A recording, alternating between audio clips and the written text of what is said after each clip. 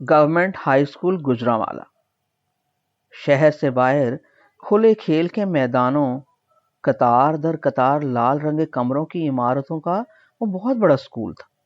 Government high school Gujranwala ادھر چھٹی جماعت میں داخل ہوا تھا۔ اونچے اونچے سایہ دار درختوں کے نیچے گرمیوں میں ہماری کلاسیں ہوتی۔ کلاس انچارج ماسٹر یعقوب تھے۔ اردو، اسلامیات، معاشرتی علوم سب وہی خود پڑھانے آتے۔ اسکول کا فاصلہ پولیس لائن سے کافی دور تھا، مگر اسکول میں داخل ہوتے ہی کچھ دنوں بعد ابا جی ریٹائر ہو گئے۔ کچھ عرصہ نانا کے گھر اوپر والے کمروں میں رہے۔ وہ گنجان شہر کا علاقہ تھا، پتلی پتلی گلیاں، جڑے جڑے گھر، چھتوں سے ملی چھتیں، چھوٹے چھوٹے بنیرے، اچھل کے ایک گھر سے دوسرے میں جا کودتے۔ ساتھ والی چھت پہ کوئی پتنگ گرتی دیکھتے تو لپک کے اٹھا لاتے۔ کبھی پڑوس کی کوئی گڈی اتر کے اپنی ڈور سے باندھ لے جاتی۔ ہائی اسکول جانے سے پہلے وہ محلہ چھوڑ دی۔ اردو بازار کے پچھواڑے میں ایک گھر کرائے پہ لے لیا۔ وہ تھوڑے کرائے پہ اس لیے مل گیا، وہ محلے میں مشہور تھا کہ اس گھر میں کچھ سایہ ہے۔ کہتے تھے جن تو ادھر ایک، چڑیلیں سات ہیں۔ مجھے جن سے ڈر لگتا، مگر چڑیلوں کے ہتھے چڑھنے کا مجھے بڑا شوق تھا۔ اسی گھر سے 3 گھر چھوڑ کے اسی گلی میں ماسٹر یعقوب صاحب کا بھی گھر تھا، کیوں ماسٹر صاحب سے قربت زیادہ ہوگی۔ ماسٹر یعقوب درمیانے قد کے، تھوڑے فربا، پرسکون چہرے والے مہربان استاد تھے۔ بڑی محنت سے ایک سبق سمجھا سمجھا کے پڑھاتے پڑھاتے پوچھتے جاتے، سوال کرنے والے کی حوصلہ افزائی کرتے، جو پڑھاتے اس کا ٹیسٹ بھی لیتے۔ دیر سے کوئی کلاس میں آتا تو اسے کھلے میدان میں لگی درختوں کے نیچے بیٹھی کلاس میں سرے عام مرغا بنا دیتے۔ ایک دن میرے ساتھ کلاس کا ایک اور لڑکا بھی دیر سے ادھر پہنچا۔ کلاس اونچے پیپل کے پیڑ نیچے بیٹھی ہوئی تھی۔ لڑکے اپنے اپنے بستے سے نکال کے بوری کا ٹکڑا بچھائے بیٹھے تھے۔ کلاس کے آگے بیت کی بنی ہوئی بازوؤں والی بھاری سی کرسی پہ ماسٹر یعقوب بیٹھے تھے۔ درخت پہ پرندوں کی ہجوم میں 1-2 طوطوں کی آواز سے پیپل کے پیڑ میں کھلبلی مچی تھی۔ گرمیوں کے دن تھے، درختوں کا ہجوم تھا۔ ساتھ والے درخت کا سایہ بچوں کے سر پہ زیادہ تھا۔ اس دن کافی دنوں بعد اسکول آیا تھا۔ کئی دن مجھے بخار نے گھیرے رکھا تھا۔ بخار کے دنوں میں امی جی آپ میرے ساتھ لیٹتی، میرے ماتھے پہ ٹھنڈی پٹیاں پانی میں بھگو بھگو کے رکھتی جاتی۔ پہلے تو آپ مجھے چھتی گلی کی نابینوں والی مسجد کے مولوی یاسین سے تعویذ لا لا کے پلاتی رہی۔ گھر میں جن اور چڑیلوں سے بچاؤ کے لیے دم کیے ہوئے پانی سے بھی ہر کونے میں چھڑکاؤ کی۔ ایک تعویذ بھی کالے دھاگے میں پرو کے میرے گلے میں ڈال دی۔ جب ذرا بخار کم ہوتا تو میں وہ تعویذ اتار دیتا کہ کوئی آئی چڑیل تو نظر آئے۔ نہ چڑیل نظر آئی، نہ بخار اترا۔ تب آپ مجھے اردو بازار کے ساتھ ہی سوتر منڈی میں بنے ڈاکٹر رشید کے کلینک میں لے گئی تھی۔ وہ ڈاکٹر بہت سنجیدہ اور خاموش طبع تھا، صرف ضروری سوالوں کے علاوہ کچھ نہ پوچھتا۔ اینک لگائے وہ کسی گہری سوچ میں ڈوبا ہوا نسخہ لکھتا، کمپاؤنڈر کو پکڑاتا، وہ دوائی بنانے لگتا۔ پھر خود ہی اٹھ کے کمپاؤنڈر کے پاس جاتا اور جو دوائی بنائی گئی ہوتی اسے غور سے اینک کے اندر سے یوں دیکھتا جیسے دوائی کے اجزاء کا معائنہ کر رہا۔ اس زمانے میں پینے والی دوائی کے لیے عموماً عورتیں گھر سے بوتل لے کر آتی۔ وہ ان بوتلوں پہ ہر خوراک کے لحاظ سے نشان لگا دیتا۔ پوڑیوں میں کھانے والی گولیاں ہوتی، اکثر اس کی دی ہوئی گولیاں کڑوی ہوتی تھی۔ وہ گولیوں کی پڑی کھول کے ہر گولی پہ انگلی رکھ کے اس کے کھانے کے اوقات بتاتا اور کوئی فالتو بات نہ کرتا۔ امی جی پہلی بار مجھے اس کے پاس لے کر گئی، آپ کو یاد ہے؟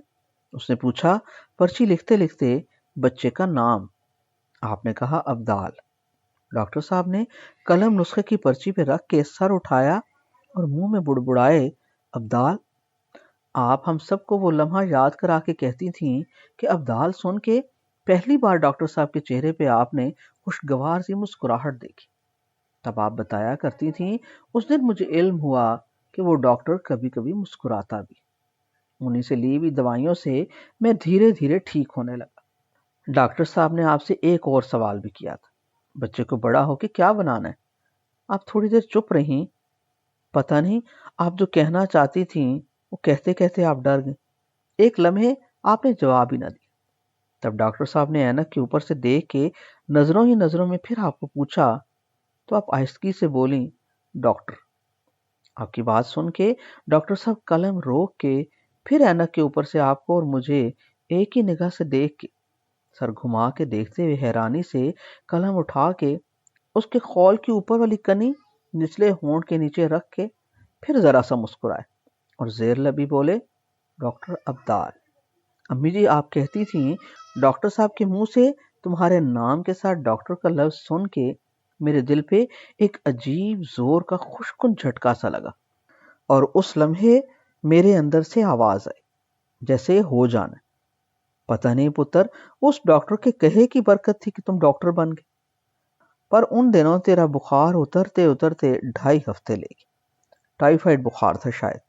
شروع میں تو بہت کمزور ہو گیا، تیرا پیٹ بھی ٹھیک نہیں تھا، کوئی چیز تیرے پیٹ میں نہ ٹھہرتی، الٹیاں بھی تو کرتا، بار بار تجھے لے لے کے دھلانے جاتی۔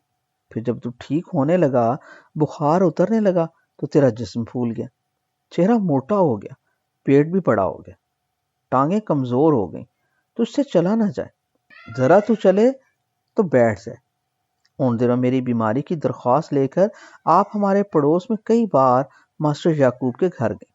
3 گھر چھوڑ کے اسی گلی میں تو وہ رہتے تھے۔ ایک بار وہ خود بھی میری عیادت کو آئے۔ گرمیوں کی دوپہر میں بھی مجھے سردی لگ رہی تھی اور میں کھیس لیے گھر کی بیٹھک میں ہی بچھی چارپائی پہ لیٹا رہتا تھا۔ دروازے پہ دستک ہوئی، ساتھ ہی ڈیوڑی تھی۔ آپ اٹھ کے گئیں، پھر آپ کی آواز آئی، پتر تیرے ماسٹر جی آئے ہیں۔ میں اچانک لیٹا لیٹا ماسٹر یعقوب صاحب کو اپنے پیروں کی طرف سے کمرے میں آتا دیکھ کے کوہنیوں کے بال ایک دم سے ٹانگیں سمیٹ کے اٹھنے لگا تو ماسٹر جی نے آگے لپک کے میرے کندھوں پہ ہاتھ رکھا۔ میں اٹھتے اٹھتے پھر بستر پہ گر گیا تھا۔ ماسٹر جی میرے ماتھے پہ ہاتھ رکھ کے میرا بخار دیکھ کے آپ سے کچھ کہتے رہے۔ آپ نے بتایا انہیں کہ کون سے ڈاکٹر سے علاج کروا رہی۔ تھوڑی دیر وہ میرے سرہانے کرسی کھینچ کے بیٹھے میرا سر سہلاتے رہے۔ آپ بھاگ کے ان کے لیے شربت بنانے چلے گی۔ پتہ نہیں اور کیا ماسٹر جی نے باتیں کی۔ ان کی بیگم صاحبہ تو کئی بار گھر مجھے دیکھنے آئے۔ مجھے یاد ہے آپ کی ایک بات، آپ ماسٹر جی سے کہہ رہی تھیں بس بیماری کی وجہ سے اسکول نہیں آ سکا، ورنہ اس نے کبھی چھٹی نہیں کی۔ اس بیماری سے اٹھ کے اپنا بستہ اٹھائے اٹھائے میں اس دن اسکول پہنچا تو کافی دیر ہو چکی تھی۔ اسکول بھی تو گھر سے 3-4 میل دور تھا۔ اسکول کے احاطے میں پہنچا تو ادھر ایک کلاس فیلو بھی مل گیا، اسے بھی اسکول پہنچتے پہنچتے دیر ہو گئی تھی۔ ہم دونوں نے پیپل کے اونچے پیڑ نیچے لگی کلاس کے کونے پہ جا کے کلاس کی طرف نظریں گھما کے دیکھا۔ پوری کلاس کے بچوں کو باری باری دیکھا، جو سب چوری چوری شرارتی انداز میں ہمیں آتا دیکھ کے ایک دوسرے کو کوہنیاں مار کے ہنسنے کی کوشش روکنے کے جتن کر رہے تھے۔ ان کی آنکھوں میں لکھا تھا کہ اب ہماری درگت بنے گی، انہیں دیکھنے کو ایک تماشا ملے گا۔ ماسٹر جی لکڑی کے سٹینڈ پہ رکھے بلیک بورڈ پہ مغلیہ خاندان کے آخری بڑے بادشاہ اورنگزیب عالمگیر کے کارنامے لکھ رہے تھے کہ اس نے کتنے بھائی قتل کیے، کتنے سال اپنے باپ کو قید رکھا، پکا نمازی، وقت پہ نماز پڑھتا۔ کلاس کے لڑکوں نے گردنیں گھما کے ہماری طرف دیکھا۔ کلاس میں ایک بھن بھناہٹ سی ہوئی۔ ماسٹر یعقوب لکھتے لکھتے خاموش کہنے کو کلاس کی طرف مڑے تو کلاس کی کنی پہ ہم 2 بستے لیے سر جھکائے کھڑے تھے۔ دونوں نے آہستگی سے کہا، may I come in sir? Master Yaqub نے میری طرف دیکھ کے کہا، ابدال بیٹھ جاؤ، اور دوسرے ساتھ آنے والے سے بولے، کان پکڑ لو تم۔ میں خاموشی سے اپنے بستے سے بوری کا ٹکڑا نکال کے بیٹھتے ہوئے کان پکڑ کے جھکے ہوئے ساتھی کی طرف گردن گھما کے دیکھتے ہوئے عجیب طرح سے شرمندہ ہوا۔ ماسٹر جی دوبارہ بلیک بورڈ پہ چاک سے لکھنے لگے، اورنگزیب عالمگیر نے دکن کی بغاوت کو کیسے کچلا۔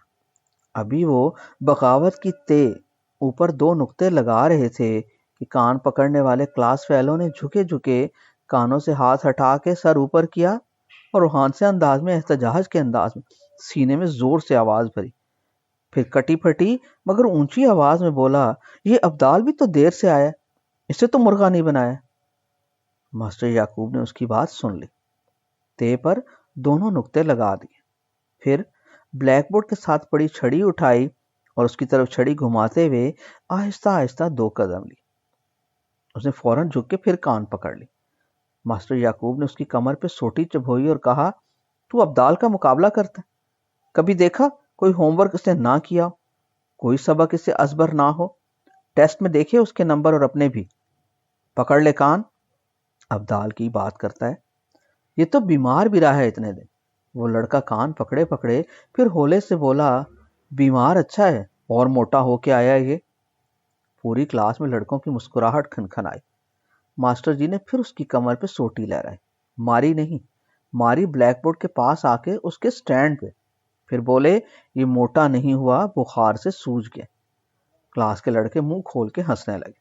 انہیں لگا جیسے ماسٹر جی کوئی لطیفہ سنا رہے۔ امی جی، اس دن مجھے ساتھی کلاس فیلو پہ بڑا ترس آیا۔ اسکول میں آدھی چھٹی ہوئی تو آپ کا دیا ہوا بستے میں رکھا آلو والا پراٹھا میں نے آدھا اسے کھلا دی۔ اس دن سے وہ میرا دوست بن گیا، مگر اسکول میں صرف 9ویں جماعت تک پڑھا۔ 9ویں جماعت میں گرمیوں کی چھٹیاں تھیں جب میں اسکول سے اسکول چھوڑنے والا سرٹیفکیٹ لینے گیا۔ ماسٹر یعقوب اور ماسٹر ادریس دونوں پریشان۔ ماسٹر ادریس اس وقت پرنسپل بن چکے تھے۔ مجھے کہیں، دیکھو میٹرک بورڈ کے امتحان تیرے اگلے سال ہیں، ہمیں تو تجھ سے توقع تھی کہ تو اسکول کا نام روشن کرے گا، بورڈ میں پوزیشن لے گا۔ میرے وہاں امتحانوں میں بہت زیادہ نمبر آتے۔ ایک بار تو ماسٹر ادریس نے مجھے 50 میں سے 54 نمبر دے دی۔ وہ انگریزی اور سائنس کے استاد تھے۔ لڑکوں نے شور مچا دیا۔ ماسٹر جی نے میرا پرچہ مجھ سے لیا، سارے نمبر پھر سے ٹوٹل کیے، ٹوٹل صحیح تھا، نمبر ہی زیادہ لگائے ہوئے تھے۔ انہوں نے 5 نمبر کاٹ کے 50 سے 49 بنا دی۔ وہ اکثر کلاس میں کہا کرتے تھے، لاہور بورڈ سے دیکھنا ہمارا اسکول پہلی پوزیشن لے گا۔ وہ دونوں میری درخواست پکڑ کے سر پکڑ کے بیٹھے تھے۔ کہنے لگے، ایسا نہیں ہو سکتا کہ تو میٹرک کا امتحان دینے اسی اسکول سے داخلہ بھجوائے۔ میں کہوں، سر گھر والے لاہور شفٹ ہو رہے۔ بڑے دکھ کے ساتھ انہوں نے مجھے اسکول چھوڑنے کا سرٹیفکیٹ دیا۔ بس کی چھت پہ کچھ چارپائیاں، گڑوئیاں، ایک جستی پیٹی، 2 ایک ٹرنک، 2 کرسیاں، ایک میز رکھ کے ہمارے گھر والے سب گجرانوالہ سے لاہور چلے گئے۔ لاہور اچرے میں بھائی جان نے کرائے پہ گھر لیا تھا، بلال سٹریٹ میں۔ جس وقت مکان کے اندر چارپائیاں بچھائی جا رہی تھیں، ادھر پڑوس سے کئی عورتیں سجی بنی حال پوچھنے اور خوش آمدید کہنے آئیں۔ کچھ اپنے گھروں سے پکے پکائے کھانے ڈونگوں میں ڈالے، ساتھ گرم روٹیوں کو چتکبرے لال نیلے گلابی رومالوں میں لپیٹ کے لیتی ہیں اور آپ سے گلے لگ کے کہیں، بہن سفر سے آئی ہو، فوراً چولہا ہانڈی کدھر نکال کے بیٹھو گی، بچوں کو کھانا دو، تمہارے بچوں کو بھوک لگی ہوگی۔